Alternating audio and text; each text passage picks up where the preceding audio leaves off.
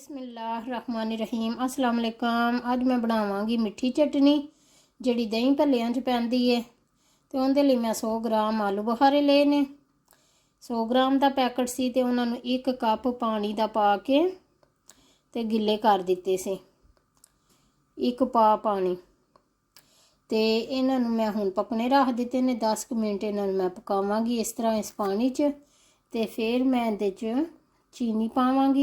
जिन्ना मैं आलू बुखारा लिया उस हिसाब च मैं 8 टेबल स्पून चीनी दे लै लेने। ते हाफ टी स्पून मैं लै लिया कालियां मिर्चां दा पीसियां दा ते 2 पिंच नमक दे ते 3-4 इलायचियां कुट लियां ने। अगर मेरे कोल पाउडर होंदा तो मैं इलायचियां दा पाउडर इस्तेमाल करना सी। ते हुण 10 मिनट वो पक जाए आलू बुखारे ते फिर मैं उहदे च चीनी शामिल करांगी।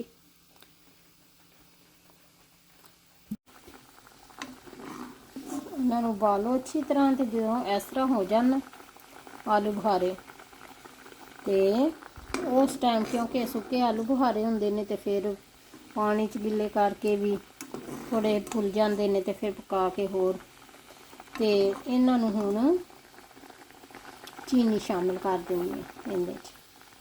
ते हुण चीनी नूं पक्कन देना, चाश बना लेनी।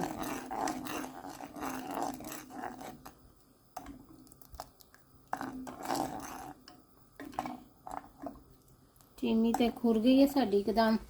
फिर भी इहनूं मैं 3-4 मिनट पकावांगी। हुण इहदे च मैं कालियां मिर्चां ते नमक जिहड़ा है ना वो शामिल कर दांगी।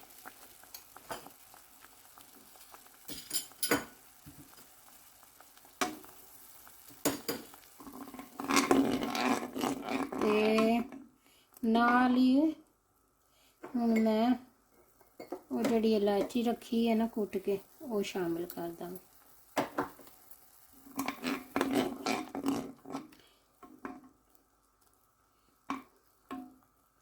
ते बस साडी हुण चटनी तैयार हो गई है।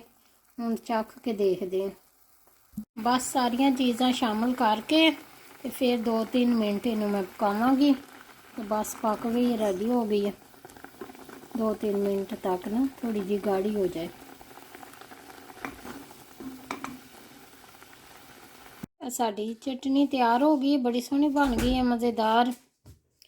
ते ट्राई ज़रूर करना ते जे तुहानूं पसंद आए ते दसियो फिर।